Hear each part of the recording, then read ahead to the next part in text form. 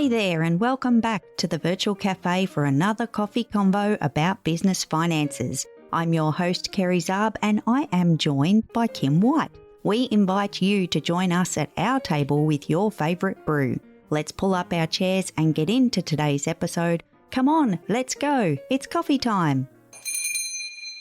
Hey, Kim. Hey, Kerry. What are we having today, Kim? Ooh, I'm having some super hot coffee with some lovely oat milk in it. This just seems to be my favorite, Kerry. Yay, love it. I can't decide. Okay, help me out here, Kim.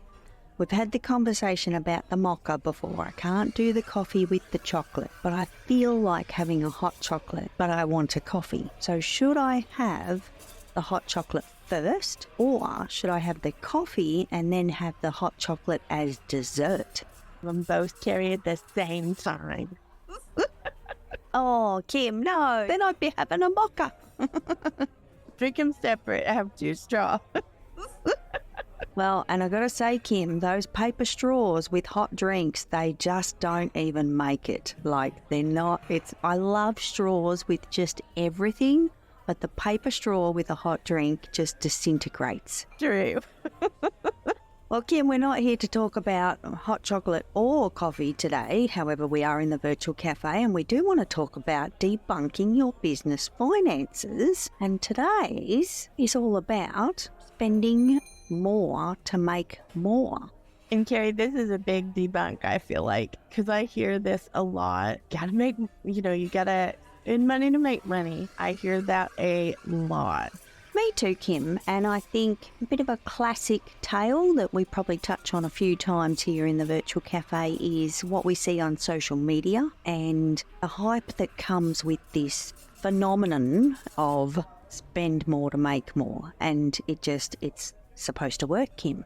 You spend more, you make more, right? Well, Kerry, I think the biggest thing about this is it's that herd mentality of everybody's doing the same thing, so it works for everybody the same way. And I think this is where it gets dangerous when you're buying into that, because, there are some times that we need to spend money to make more money. There is time for that. However, to do that because that's an excuse, Kerry, I feel like that's the debunking of this myth, because I have done that my own self, Kerry. I've thought, oh yeah, that's exactly what I need to do, and it was not the thing to do. Well, Kim, I love how you've highlighted that and you've framed this conversation. It's going to be short and sharp, but it's going to be a good one, because this myth that we see out there, this mythical creature, and like you said, with all the hype that surrounds it and everybody, getting on board with these things, I agree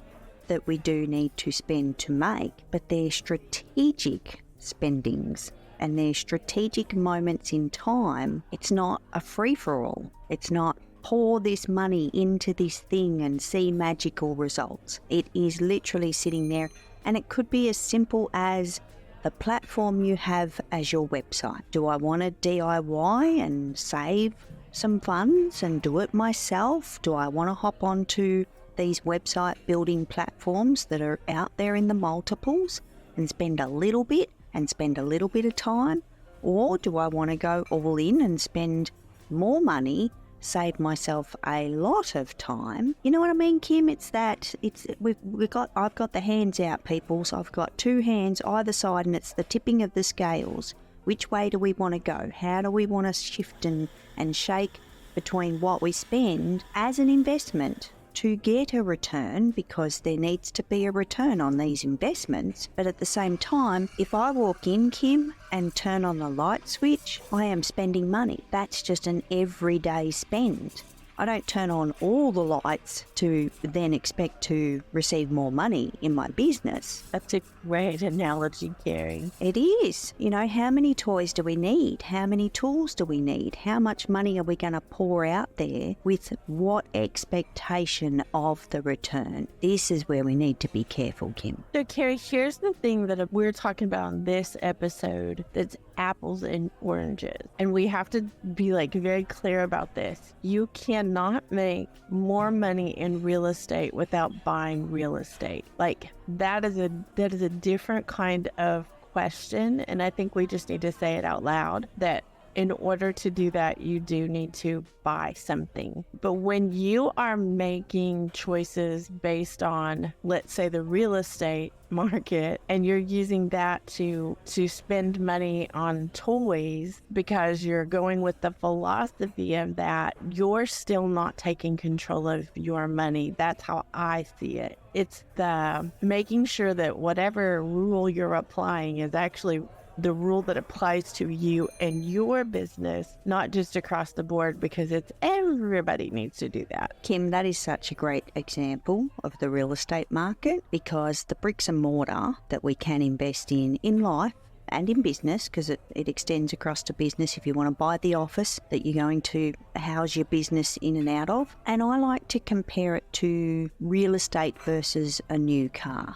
And I'm talking a brand new car, because the new car is most likely, unless you're a tradesperson and you've got all your tools in the back, or it's a van and you're doing, transport work or deliveries, most often vehicles in businesses are not going to give us a return. It's just going to cost us. So do I buy the cheapest or the most expensive, or do I go mid-range? Like all those kind of decisions. And the same with the toys.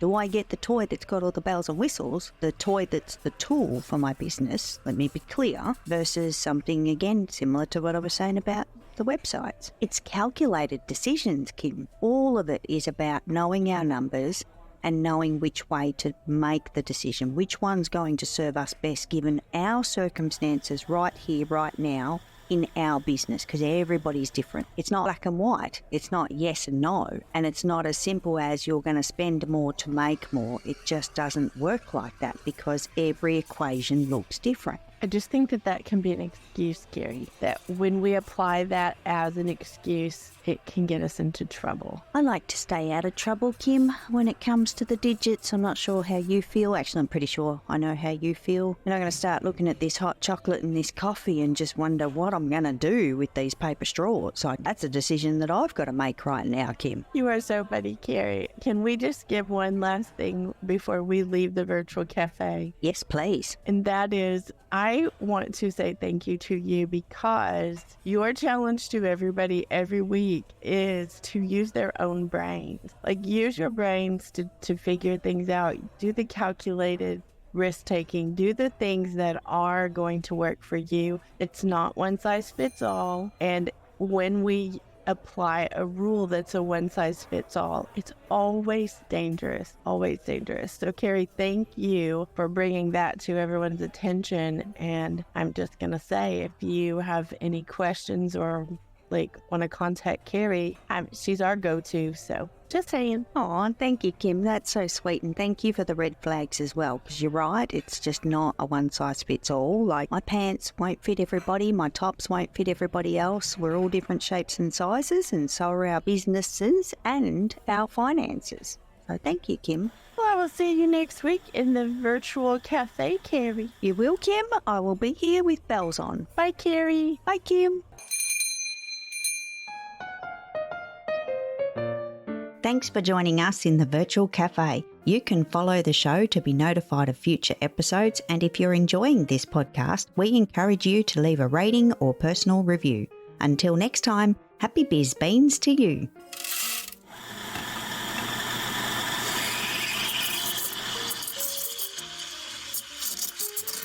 No beings were harmed during the production of this podcast. Information contained in this podcast should be taken as general advice only, and your personal circumstances have not been taken into account. It is recommended that you seek financial advice from a professional who is licensed to do so. If you choose to act upon the general advice shared, you do so at